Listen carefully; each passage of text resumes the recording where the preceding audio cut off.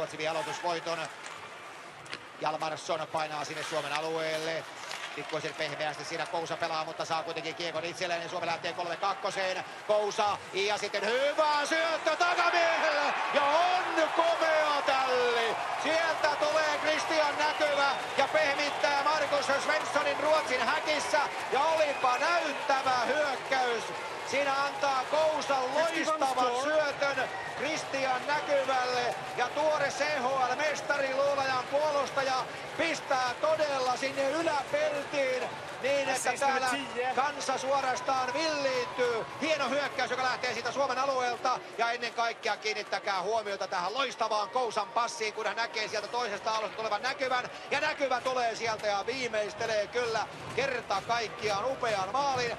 Hänelle 12 maalta tulee vasta toinen maajoukkueen maali leijona paidassa Christian Näkyvä maalin tekijänä ja ratkaisevan passin antaa siihen lukkopuolustaja Mikko Kousa. 1-0 Suomelle ja millä hyökkäyksellä?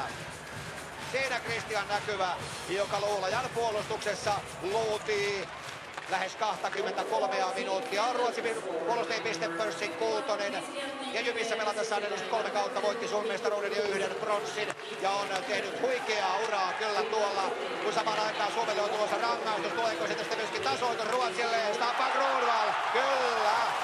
Se riemu loppuu välittömästi siihen, kun Ruotsin joukkueen kapteeni Staffan Kronwall sipaisee kiekon ohi Engrenin. Ei siinä kauaa leijonamiehistö ennätä tuulettaa, kun kiekko on sitten omassa repussa. Ja Staffan Kronwall maalin tekijänä. Joukkueen kapteenin 80. maaottelu ja 9. maajoukkueen maali. Suomi vielä siellä oli ilmeisesti edellisissä unelmissaan, koska tämä lähtee myöskin sieltä. Siinä tuli tämä tilanne, josta olisi myöskin tulossa rangaistus. Ja Ruotsi pääsee. Siinä nyt oli Suomella kyllä tämä puolustus todella huonosti organisoitu. Ja näin sitten sieltä pääsee Kronwall tulemaan ja sipaisemaan kiekon ohi Engrenin. Mutta joka tapauksessa viihdyttävää hienoa peliä tämä on ollut 1-1.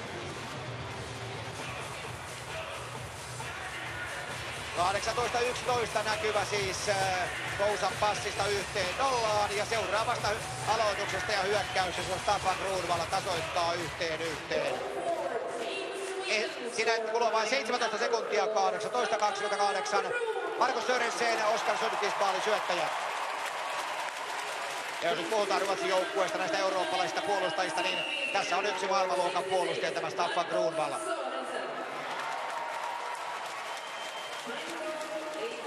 Siinä oli siis tosiaan Suomelle rangaistus tulossa, joka sitten saman tien purkautui siitä ja ei Ruotsi näyttänyt kunnolla ottaa edes 6. kenttäpelaajaa jäälle, kun kiekko oli jo Atte Engrenin selän takana. Petri Kontiola aloittajaksi, Tom Vandel ruotsalaisaloittajana. Ja näin saadaan sitten todella jälleen katsoa, mitä seuraavaksi tulee. Nyt alkaa kyllä sitten paukkua, koska sieltä tulee jo 2-1 seuraavasta aloituksesta. Jos Per Morts piti aikalisän, niin nyt siellä sitten melkein voisi sanoa, että nyt alkaa olla porukka pikkuisen jähmeässä vireessä, koska siitä tulee todella seuraava isku ja Niklas Danielsson iskee 2-1.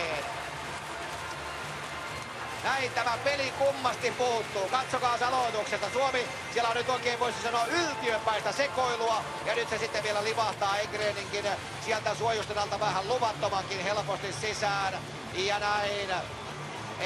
Ei ollut Engrenkään missään tapauksessa hereillä tässä. Ja näin Suomen ykkönen saa pitkän miinuksen. Siitä Vandel pökkää kiekon ja siinä nyt sitten Anssi Salmelakin tulee kuin konsanaa juniorin puolustaja heittämällä vastaan ja Niklas Danielsson upottaa kiekon häkkiin 20 sekuntia edellisestä ja Ruotsi johtaa 2-1. Eli 37 sekunnin aikana isketty jo 3 maalia. Ja lopulta sitten kiekko ponnahtaa sinne puolustaja Ahnelöville. Palola kimppuun. Tilaa on, koska Suomella on vaihto kesken. Ja ruotsalaisavaus pitkänä sinne aina Atte Engrenin päätyyn saakka. Niskala. Puolustaja on pelannut myöskin tällä kaudella hyvin, mutta nyt tulee paha virhe. Ja Ruotsi tekee 3-1. Siinä tulee Janne Niskalalle kyllä katastrofaalinen munaus. Ja Ruotsin joukkueesta ensikertalainen Martin Johansson, Ruotsin maalipörssin kakkosmies.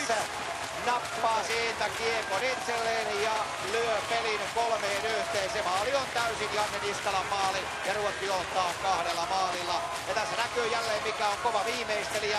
21 maalia Ruotsin pääsarjassa ei ole vahinko. Ja kun tilanne tulee, niin 27-vuotias Örebro-pelaaja tekee uransa ensimmäisen maajoukkueen maalin. Mutta sen kyllä järjestää hänelle siinä suomalaispuolustajista Janne Niskala.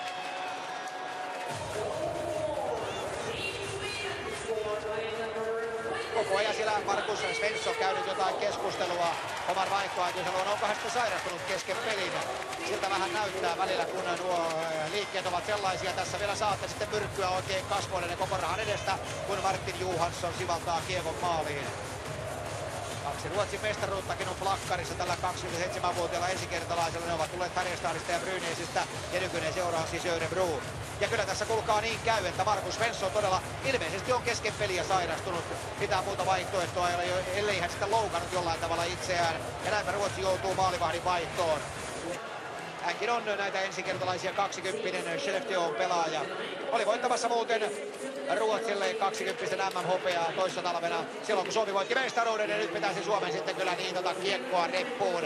Jaakola ja Kontiolalle maalin taakse. Nyt otettiin tärkeä aloitusvoitto. Aaltonen ja sitten vain rysäpom heilumaan. Salmela veto ja sinne menee. No niin, Salmela tökittää siellä ja Parta-Pekka katsoo Jonas Junlan siellä maalin edessä, kun siellä on ilmeisesti Janne Pesonen, joka ohjaa kiekon reppuun. Joka tapauksessa nyt se tuli se maali ja Oskar Alsenfeld on yllätetty.